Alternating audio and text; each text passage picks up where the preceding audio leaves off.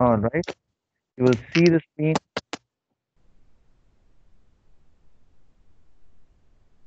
now. You'll see it in a second or so. Yeah. Now you can see it. Okay. All right.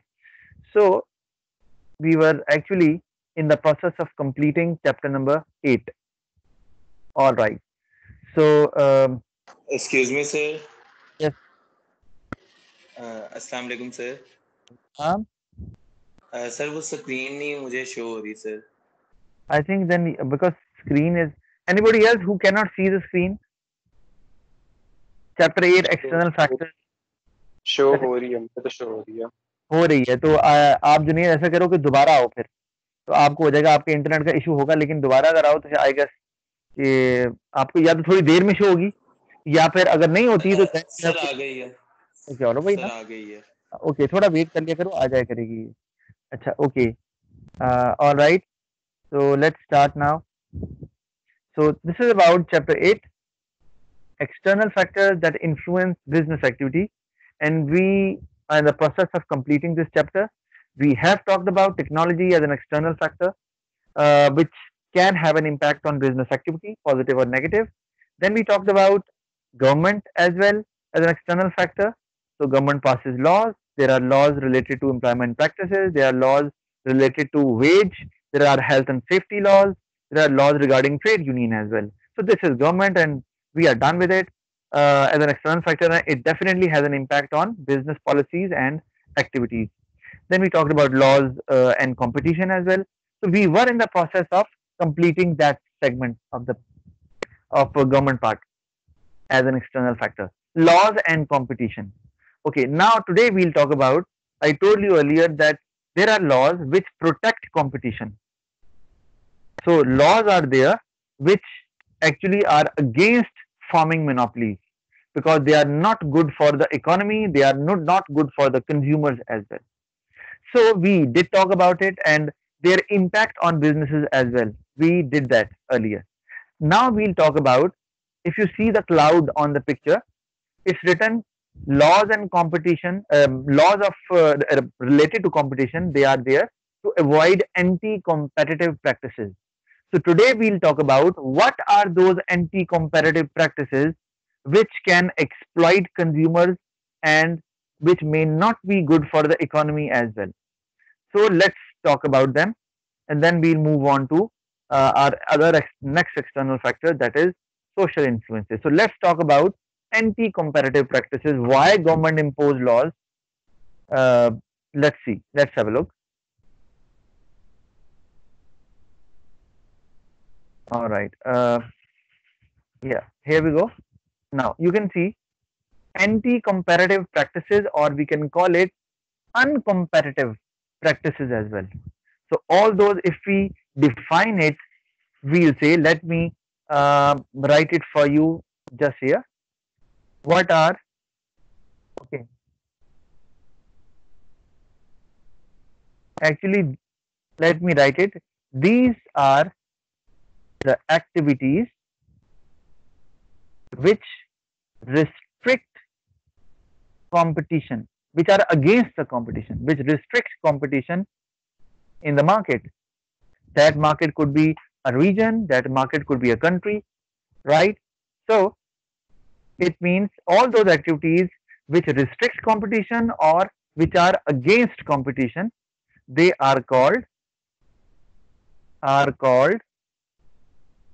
anti competitive practices right so it means yes they are in the favor of monopolies so anti competitive practices they are not good for consumers or for the economy sir yes please Ramesh को add कर दें. Ramesh is okay all right let me see Ramesh why okay all right just a minute okay um let me see Ramesh I can't see him so uh, he needs to come again so that I can see him ask him to come again all right okay sir, so उसको बोलता हूँ. Okay, let's talk about now the anti-comparative practices, right? So I told you what are anti-comparative practices. Now, there are many ways in which you can have anti-comparative practices. So let's first talk about uh, full line forcing. You can see in the picture to your left side. Okay. Okay. Before that, I told you that you want to capture the whole market. That is why you apply anti-comparative practices. If you see the picture in the middle, so you can see that the whole earth, if we consider that a market, so one single individual or one single company may have a desire to capture the whole market so that all consumers buy from them. So it is just like creating a monopoly. So all those companies or businesses or individuals who are in favor of forming a monopoly, they are always in favor of anti-comparative practices. But government always wants public welfare in total. So they are against such policies. So let's talk about them one by one. One is full line forcing. So let me explain that. Before I explain full line forcing, you need to understand that what is a product line. So uh, anybody who can explain me what is a product line or product lines? Fazan, can you explain? Because we did that in AS level. Sir मुझे नहीं पता वैसे. All right, okay, all right. आप पीछे आगे lobby में इसको add कर दें. Ramesh, यस सर, वो लॉबी में आ गया, उसको ऐड कर दें. I can't see him actually. I can't see him in the lobby as well.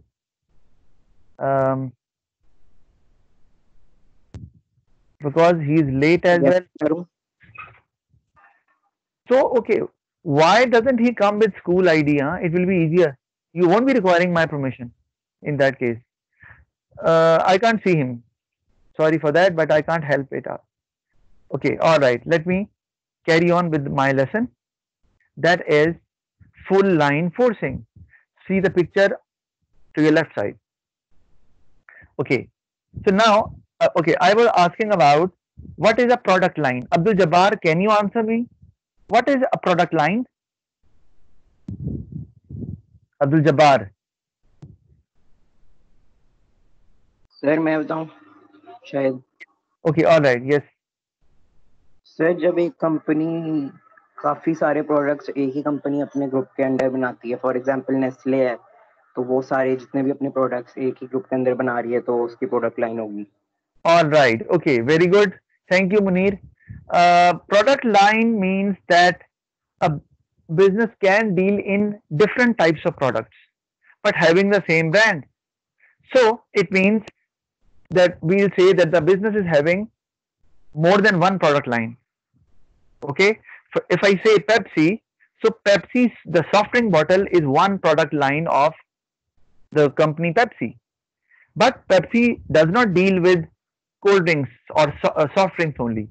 They deal with mineral water as well. They deal with chips as well. Kurkure is their brand as well. Slice juice is their brand. So it means that they have now they have multiple product lines because they deal in different products.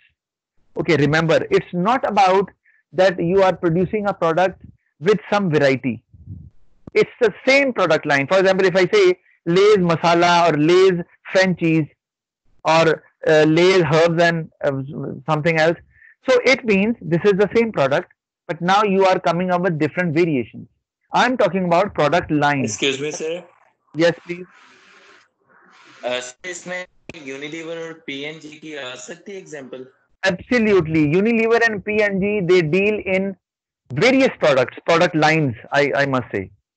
You are absolutely right. So all big companies, they try to have different product lines so that they can reduce the amount of risk involved. If the demand of one product is going down, they can cover that with a higher demand in another product. This is how they do it. All big multinational companies, they do it. So Procter and Gamble and Unilever, they are multinationals, so they do it. Okay, same is the case with Nestle as well. The example I'm going to give you. Nestle, I think you know their country of origin is Switzerland. They started from there and then they spread everywhere. So Nestle is a very old brand, you know that. And Nestle basically deals in, for example, one of their product line is Kit Kat chocolate. This is one of their brand.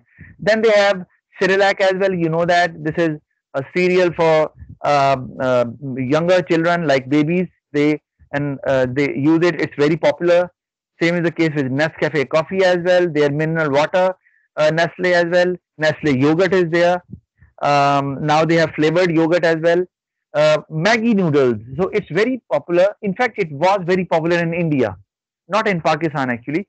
So Maggi noodles was actually another company, and it was taken over by Nestle earlier. I think it was around about 1947, 48. They took over Maggi, Nestle company. So now it is under the possession of Nestle. So they have not changed the brand name Maggi because it was popular. That's why, but it is under the big Nestle name, under the umbrella of the brand name Nestle. Okay. Now they have different product lines there. So now I'm going to explain you how Nestle can be involved in uncompetitive or anti-competitive practices. Let me explain you that. For example, these six are, I'm not talking about the seventh product line.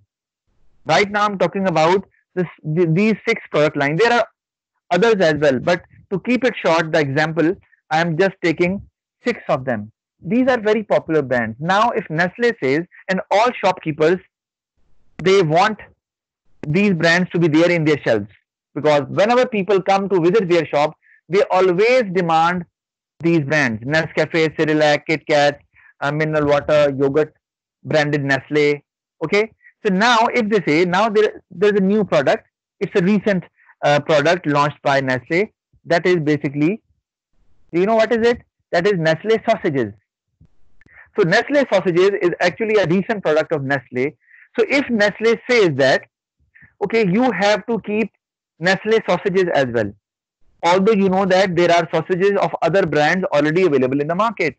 But Nestle has just launched Nestle sausages. So now if Nestle instructs the shopkeepers that you have to keep our brand as well, keep our sausages brand as well. Now shopkeepers can have an argument that this is a new brand and people might not be buying it because they are familiar with the older brands of sausages which are already there. So we will not take it. We will not keep it in our shelves. So now Nestle can say, okay, if you won't keep this as well, we won't supply our popular brands to you. This is what we call full line forcing. Full line forcing means that now the supplier or the manufacturer will actually force the retailer to keep all the product lines produced by that company, popular or non-popular. So now retailers, they might be in a dilemma. Why? Because they know that their brand, the brands which are popular, they get huge amount of revenue from them. So if they stop or refuse to buy that new brand of sausages, they may have or they may experience fallen revenue. So now they have to buy that new brand of sausages as well. And in that case, obviously they will refuse other brands of sausages. So it means, again, this is a kind of creating monopoly, because now in that particular retail shop, there will only be Nestle product line available. So this is what we call full line forcing, that the manufacturer forces the retailer to buy all the product lines, either they are popular or non-popular. And they threaten them that if you won't buy them, then we will not sell our popular brands to you. Same could be the case with Pepsi as well. You know that Lay's came very late. So Pepsi is actually the oldest brand. So if they say that Pepsi, the sale is on the rise, and now they say, okay, you have to buy Lay's as well. So in that case, again, this is what we call full line forcing. Other than the brands which belong to Pepsi, they are forcing them to buy Lay's as well, because you know that Lay's is not the oldest brand. There are other brands as well, like Pringles, Super Crisp. So there are other brands there in the market in Pakistan as well. So if they started with that, I'm just giving you an example. So if they started with that, okay, you have to buy Lay's as well, again, we can say that they are using the policy or the strategy that is what we call full line forcing. Again, it is in the favor of creating a monopoly. Then another tactic which is used by such businesses which are in the favor of forming a monopoly, refusal to supply a retailer. If you see the picture on your right side. Now, in that case, monopolist is a supplier. Now, what does it mean? For example, there is a furniture shop and a retailer is there who sells furniture through that shop to the customers or to people. Now, monopolist supplier has realized or has come to know that now there is a new furniture manufacturer coming into the market. Now, the monopolist supplier will say to retailer that you won't buy from that new furniture manufacturer. So, in that case, again the monopolist supplier will threaten the supplier that, okay, if you buy from that new manufacturer, furniture manufacturer, I will stop supplying to you.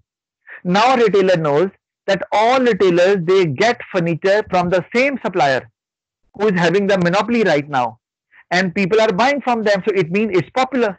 People are used to buy such furnitures. So now if they start buying from new manufacturer and the old manufacturer will stop selling their furniture to them, people may not buy from their shop.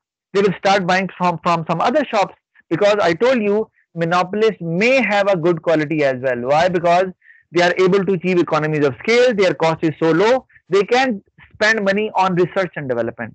So that is why they may have a good quality of furniture. A new brand of furniture manufacturer might not be not good in quality compared to that monopolist supplier. So in that case, the retailer will only buy from monopoly supplier. The new manufacturer will wait for some time that somebody will buy from me. But when no retailer will buy from him, obviously they have to close down their business. So this is again, you can say a kind of a barrier which restrict other firms to enter the market. So this is how a monopoly can be created, or if already there is a monopoly, they can stick to it and it will remain there for maybe another couple of years. So this is how they do it. So refusal to supply a retailer. Then we have another tactic used by businesses, predatory pricing. And you can see predatory pricing. Jahan Ara, do you know about it? What is predatory pricing? Jahara? Jahara is on hold. Navyan Arif, can you explain me? What is predatory pricing? Navyan? पता नहीं sir. नहीं पता. All right. कोई बात नहीं. Aruj Mustafa, do you know what is predatory pricing? We did that in AS level. My video lessons are there. Aruj Mustafa, I think you have a problem with your mic. Fatma Shakil. Fatma, please. Predatory pricing would be like cutting the price really short so that consumers buy your product rather than other products. Okay, all right, good. Okay. Predatory pricing means that yes, you cut the price of your product, but you cut it too low. Okay. So they are so cheap that people, they start buying your product and they do not buy the new brand which is coming into the market. So it means predatory pricing means charging that lower price that sometimes the businesses have to suffer loss for a while. Why? Because their objective is not to earn profit. Their objective is to restrict competition which is coming into the market. Because if they hear about it that new companies or new businesses, they are coming into the market, the monopolist will reduce the price to a very low level, even below the cost. And the monopolist will start suffering loss. But they think that it is better to suffer loss rather than inviting some company to enter the market, because then monopoly will be over. So they do it. So people will stick to the same brand because now they realize that it's so low. And they cannot understand the tactic used by the monopolist. Now people think, okay, it's of good quality and it's so low a price as well. So why to buy a new brand? We do not know. We do not know about the quality as well, and the price is also on the higher side. So they stick to the old brand of a monopolist business. Sir Yes, please. Sir इसको loss leadership नहीं कहेंगे? Loss leadership is something else. Loss leadership means, remember, that you have, for example, you have a grocery store or you have a departmental store. So maybe in one section you reduce the price low, but it is not below cost. Low so that people buy it, but you hope that maybe in other section you can get the profit, because when people come to that section, in that they'll come obviously visit that departmental store, they will buy that, and they will buy some other brands as well, the other product lines as well. So the profit you will earn from other products, it will compensate the loss of that price, that product whose price you have reduced. So that is a loss leadership or loss leader. We call it a business. So normally they operate in more than one product.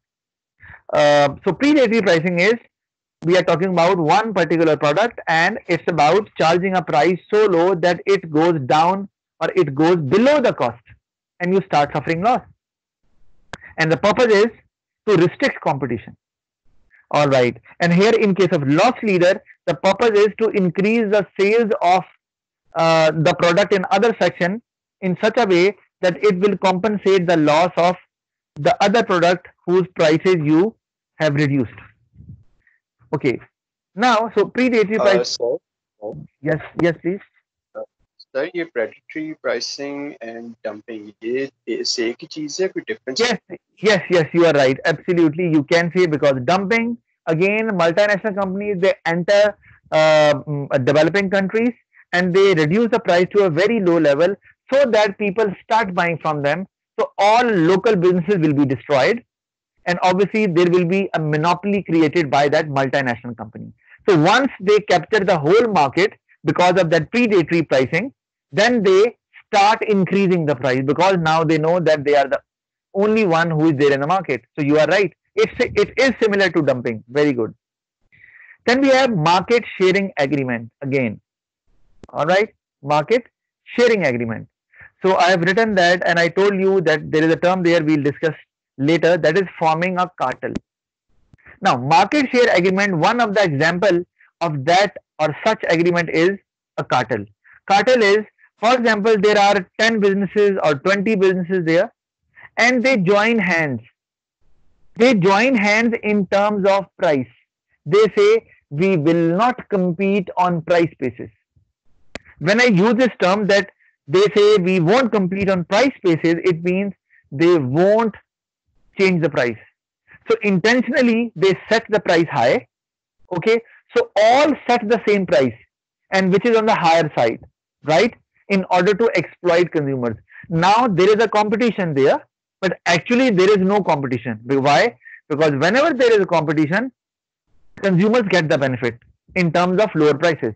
But here they have made an agreement, and normally it is illegal to form such an agreement. So normally they make an informal agreement. Informal means that there is no documentation involved. Okay, but secretly they have done it. So there is a conspiracy, and they say, all right, we'll do it, and we will charge the same price. And they intentionally set a higher price, all competitors. So this is how it is kind of a monopoly, and consumers, they get exploited and they have to buy, despite so many choices, they have to pay a higher price for the product they want to buy. So this is cartel, and you will discuss that in detail. It will be discussed in economics, because there are diagrams there as well in A-levels economics. So now, okay, any confusion regarding this? Anyone? So there are actually 4 different strategies used by businesses, which we call anti-competitive practices: full line forcing, refusal to supply a retailer, predatory pricing, and market sharing agreement. Anyone can raise question if you have any question. If there is none, I can move on. All right. So I assume that there is no question and you understand this. Yes, please. Sir मुझे forming a cartel अभी तक समझ नहीं आया sir. Okay, all right. I told you forming a cartel means that all competitors in the market, they make an agreement. but that agreement is informal, means that there is no documentation. Why? Because forming a cartel is an illegal activity. It is against the law. And what do they do? What agreement? Sir Fazan को add कर लें फैजान को कहाँ से add करूँ मैं? तो गलती से लॉग आउट हो गया All right. Okay. So what do they do in that agreement? They decide to charge the same price, and normally all competitors they set a higher price. आपको पता है जब भी कंपटीशन होता है तो हर कंपटीटर कहता है प्राइस कम करके कस्टमर को अट्रैक्ट कर लें, and in that way consumers get the benefit. But here, because they already decided that they won't change the price, so all charge the same price and all charge a higher price. So this is how consumers are exploited, and it is a kind of a monopoly. Junaid, got it or not? जी sir आ गई है समझ. Thank you All sir. right. Okay, all right. So let's move on. Now we'll talk about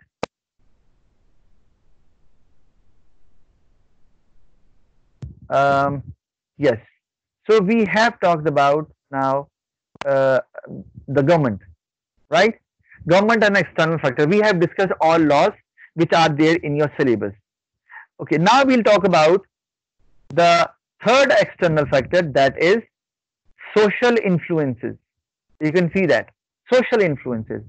So social influences can have an impact on business activity as well. So let's see them. Let's have a look. Yes, now there is a slide.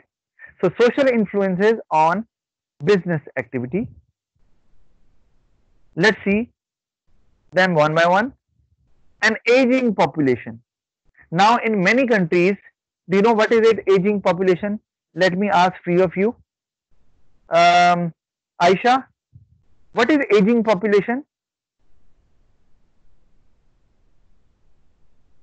Aisha Siddiqa, what is aging? What is aging population? So people who are doing gold, labor who is doing gold and retiring. All right, good, very good, thank you. So aging population means that proportion of the majority of the people in the population in a country, they are getting older. So there is higher proportion of elderly people, about 60 or 70. So if we talk about UK, so you know that the average age is 85. The people normally die around the age of 85. So obviously, and birth rate is on the lower side. So if babies are not born and older people are not dying, obviously there will be higher proportion of elderly people, right? So this is what we call aging population. So it's there. So if aging population is there, it will definitely have an impact on businesses. One of the influence could be that now, for example, if you are running a food company, for example, Nestle is a food company, right? I gave you the example. And Nestle is actually the largest food company operating in the world, right? So now, if they realize that now if they want to supply something to Europe because there is aging population, so they need to be extra careful, because poor people, they are very, very cautious about their diet. Why? Because elderly people, they might have blood pressure, they might have sugar, or they might be quite weak, that they cannot use cold drinks or items which is having high cholesterol or having very sugary content in that. So in that case, you need to see that the items or the food products you produce, it must be suitable for such age groups. And you cannot simply ignore such people. Why? Because they comprise such a large segment of the market that you cannot simply ignore them, especially in case of aging population.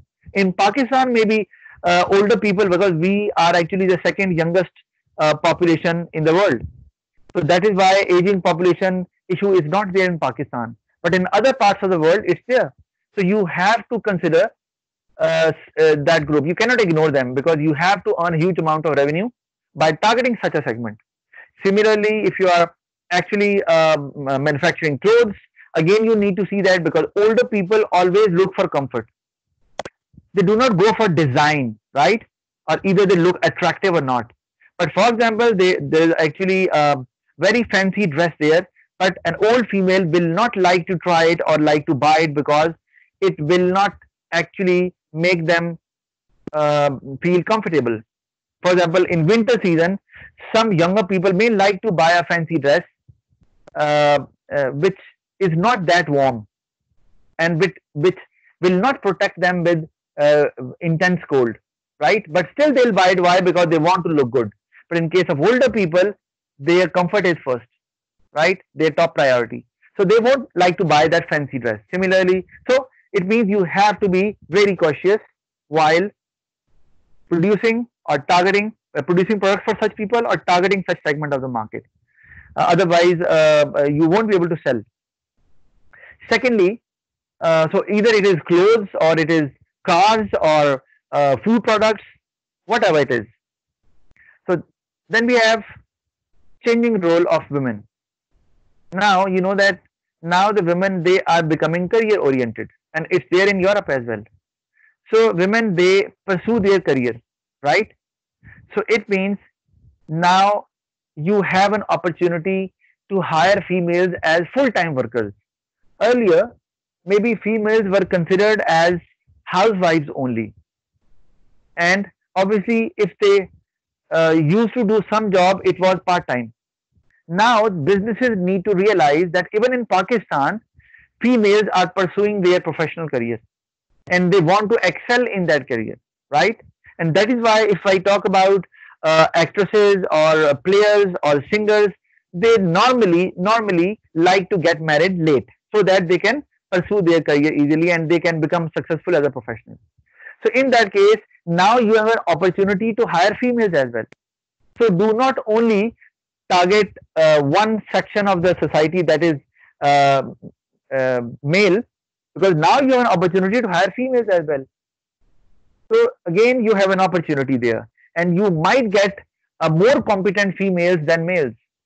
And you know that because females might be concentrating on their job much better than males, because males might be married and they have to see their family as well. But in females case, because they are pursuing their career and they are not getting married early, so they can do it in that case. So you can have lots of better opportunities in the form of employees as well. So it is a positive impact on business. Similarly, okay, and one more thing, then now when you will show your advertisements, so you can't show a female only a housewife, which happens in Pakistan generally, right? You have to show a woman as a business professional as well, because you know that now there is a significant section of our society where females, they like to become professionals, like business professionals. So in your ad, you have to show that as well, so that they can realize that yes, this is for them. Because if they show housewives using a product, so they may not associate themselves with that particular model which is there in the advertisement, because they are not housewives. So you have to change your advertisements as well if you are targeting a certain section of the society, especially professional females in that case. Then we have increased provision of education. Now, so education is, people are getting education. Literacy rate is increasing. So how it is going to have an impact on business? Can anybody tell me about it? So let me ask few of you and let's see how you answer it. Aniza Hamid. Aniza, how, if literacy rate is increasing, people are now getting education, how would it have an impact? Sir, it Yes, will please. lead to more skilled workforces. Very good, Aniza. Thank you very much. Excellent answer. So it means now you will have more skilled workers, and skilled workers are more productive and they help business to reduce their average cost and increase their profit. So now business have more opportunities to hire good workers, competent workers who are suitable for the job. So again, it is having a good impact on business. But at the same time, when people get educated, it means now people look for arguments when they buy a product. So it's not about, one aspect is it has a positive impact. So there is a negative impact as well. Now, whenever you show a product in an advertisement, you have to provide the logic why people should buy that. Because now people are educated and they look for logic when it comes to buying a product. They will not only buy a product because people say it's a good product. No. So again, you need to be careful that now your customers, your viewers, they are now more educated. So you have to provide them every single information they want so that they can buy your product. If you won't provide the information they want, they won't buy your product. They will switch to some other competitor. All right. Early retirement. Okay, and you know that it's not easy to convince educated people. You have to have a solid logic behind it. Okay, early retirement again. So people get retired early as well. So what could be, how it could have an impact on business as well? Let me ask Muhammad Junaid. Yes, Junaid. Sir repeat कर दें दोबारा. The point is early retirement. If, for example, people are asking for retirement and they are retiring early, how would it have an impact on a business? Sir वो experience workers चले जाएंगे जो यानी कि employ थे business के, तो इससे बिजनेस की प्रोडक्टिविटी पे काफ़ी असर आ सकता है और वो जो जब नई हायरिंग करेंगे तो उनको ट्रेनिंग कॉस्ट वगैरह भी पे करनी पड़ेगी. All right, very good. Junaid, thank you very much. Very good. So one is that because older workers are more experienced, they are more competent because they have spent plenty of time there. So if they leave early and they take early retirement, there is a problem for business. They have to hire more new workers. उनकी And then, कम हो yes, जाएगी ना sorry. कि वो old होंगे, उनकी productivity कम हो जाएगी ना, क्योंकि वो ओल्ड होंगे, पहले की तरह प्रोड्यूस नहीं कर पाएंगे जैसे पहले प्रोड्यूस कर. Then old honge, that's right. But yes, in certain instances, it depends. Either they are involved in physical work or not. If they are not involved in physical work and only mental work is there, then those older people will be more useful. Why normally board of directors of certain companies, they are old? I am telling you, whenever they ask for a CEO or a board of director or someone else, a manager, they always say that the manager must be above the age of 40. Why? Because they want a sensible person who has plenty of experience of running a particular business or a department. But yes, if it comes to physical work, then yes, in that case, it is better to get rid of those older workers. Okay, one is early retirement, so it can have an impact, as Junaid explained that.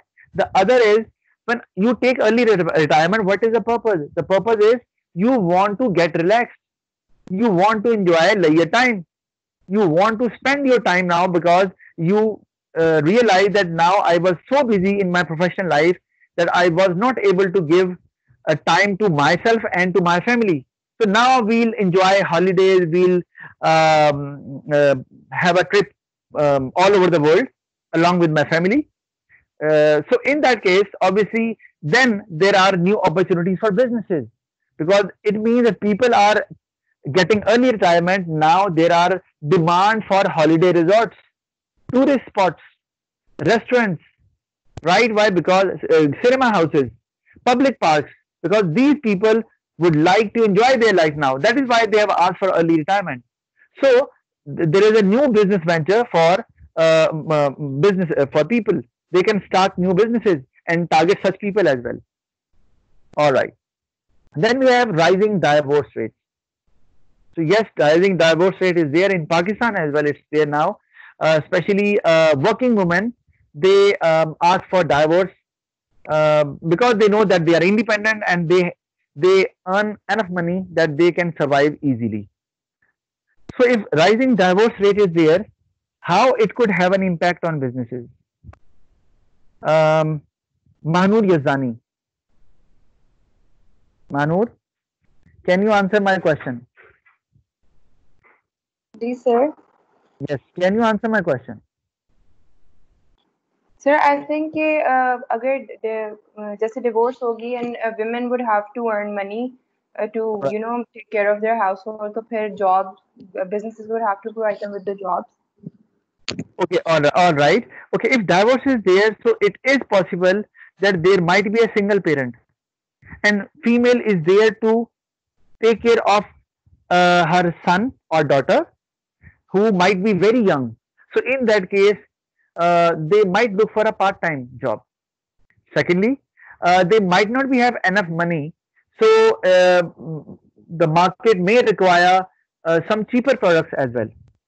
So, and um, another thing which may arise, that now if you want to hire females because they have younger babies with them and there is no one in the house who can take care, so what will happen, they have to start some nurseries or daycare centers inside their building, workplace, so that when females will come to work at their workplace, they will uh, drop their baby there in the daycare center. So this is again another opportunity if you want to attract such females, and if there are larger proportion of population, females who are actually got divorced from their husbands. So in that case, you need to have it if you want to hire competent professional ladies there or females. So it means it applies in case of cheaper products as well. It applies in case of temporary or part-time jobs as well, and it applies in case of daycare centers, because I know that in Beacon House school system, I was there and I spent there 5 years. So there was a daycare center. One of the room was used to be called daycare center. All female teachers, they used to uh, leave their baby over there for the whole day till home time. So I know that even schools, they do it, because you know that in schools, especially for lower classes, primary classes, females are required everywhere. So it is possible, and it happens, and businesses, they do it. And last is job insecurity. For example, if job insecurity is everywhere, like these days there's an outbreak, pandemic situation is there, and people are losing jobs everywhere, all over the world, in fact. So if job insecurity is there, how is it going to have an impact on businesses? I want Mukarram to answer. Mukarram, can you answer it? Speak up. Mukarram, are you there? Okay, Ramin, please comment on that. If job insecurity is there, how would it have an impact on business or businesses? Yes, Ramin. Nahi pata. Okay. All right. Okay. Let me explain that. Job insecurity. For example, if people are losing jobs, or they feel that sooner or later they'll lose their job, so people will start saving money for the future, because they think that it is writing on the wall that they will lose their job, maybe after a month or maybe a couple of months. So they will start saving their money, right? So when they start saving their money, they will look for cheaper products. So obviously now there is a new opportunity for businesses. They can come up with cheaper products which may have a lower quality but a lower price as well. And people may start preferring those cheaper, low quality items, because they have a problem. They have job insecurity. So there can be a rising market of cheaper products in case of job insecurity prevailing all over the region. So again, that can have an impact. So it means all those businesses who produce luxury items or high price items, they have to reduce or stop producing them, and they have to come up with reduced quality or lower quality products. Otherwise, those higher quality items will not be sold in the future, because people are losing jobs. So there is no point buying luxury items. Okay, all right. So now we'll talk about, let me show you first. Yeah, this one. So we are done with social influences, right? Now the last external factor which is left, that is environmental issues and pressure groups, right? So it means environment, if obviously if business activity is going on, it will have an impact on environment as well. So then issues will be raised, and then there will be a problem. And how? Okay, let me show you how it happens. So now let me go by it quickly. Now, environmental constraints on business strategies. So when I use the word constraints, it means the factors which restrict a business activity. Now, businesses cannot run their activity freely. They have to address those issues. So let's talk about that, about environmental constraints. Environmental, ethical codes, and corporate responsibility, these are the things which they have to follow. Environment, it means whenever you are doing a business activity, you have to see how it will have an impact on business. So all businesses have an ethical code. Do you know what is an ethical code? Ethical code based on morality. What is good and what is bad for the society. So it means you cannot perform or do any activity which is good for the business, because you have to consider the environment as well, because in the short run you might get the benefit, but in the longer run there will be a bad publicity, and I'll tell you how bad publicity will spread around. Okay, but then corporate responsibility, I talked about it in AS level as well. It's about responsibility towards other stakeholders. When I say other stakeholders, it means other than the shareholders. It's about consumers as well, workers as well, environment, society as well. But here particularly we are talking about society, environment. So you have to consider that as well. Okay, let's talk about accepting legal and moral obligations to stakeholders other than investors is called corporate responsibility. I just explained you that, and you already know about it. The moral guidelines that determine decision making are called ethics. So it means that ethics are based on morality. So there are guidelines which are given to workers that what they can do and what they cannot do. Why? Because keeping into view the impact of that activity on the environment or the people living in the society. This is what we call ethics. Ethical code. So normally ethical code is a formal document that instructs employees to consider their moral obligation while making a decision. So it means it's a document which is given to every single employee, a copy of it, so that they can follow that guideline. So it's not about the providing benefit to business, it's about not harming the environment as well. This is ethical code is all about. So now, what is the harm which can be done to the environment as far as business activity is concerned? One is air and noise pollution. You understand that, and you need to explain that it can cause damage to human health. For example, it can have respiratory diseases, it can have heart diseases, it can have lungs disease. Okay, people can have breathing problem, road congestion.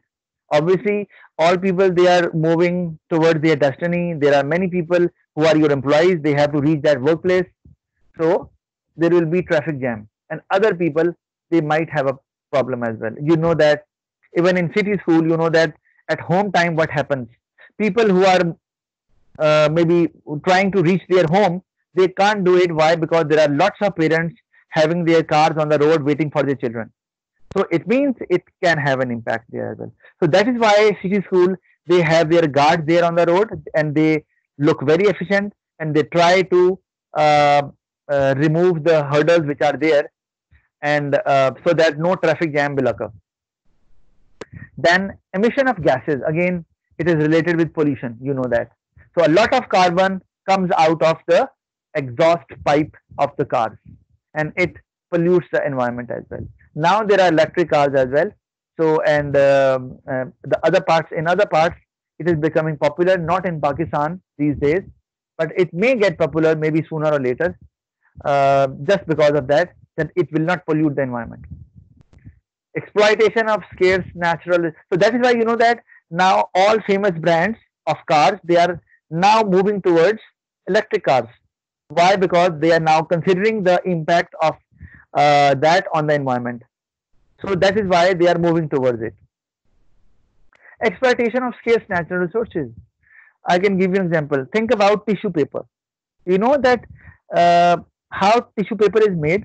What is the raw material which is used for tissue papers? Wood. Wood. Very good. Great. So it means that and you know that how roughly we use tissue papers every now and then. Okay, and we think that it's cheap, so we keep on using them. So it means that more wood will be cut, more trees will be cut. So it means that, and forests are essential for all economies, and in Pakistan it is already on the very lower side. It's dying down. As far as forests are concerned, people are cutting them. So it means that once they are over, they are finished, then there will be a problem. Then it will be extremely very difficult to grow plants and to make them big and to convert them into forests. So again, they need to understand that. That is why now, sooner or later, the world will start thinking that maybe, or the companies which produce tissue papers, they will try to produce maybe an alternative. So research might be going on there that what can we do as an alternative to tissue papers. So right now it's there, it's on the rise. People are buying it, and it's there in grocery stores as well. All right. Similarly, time खत्म हो गया okay, all right. So I'll continue that in the next class, and inshallah we'll finish the chapter in the next class there as well. Okay, thank you very much. I'll see you in the next class.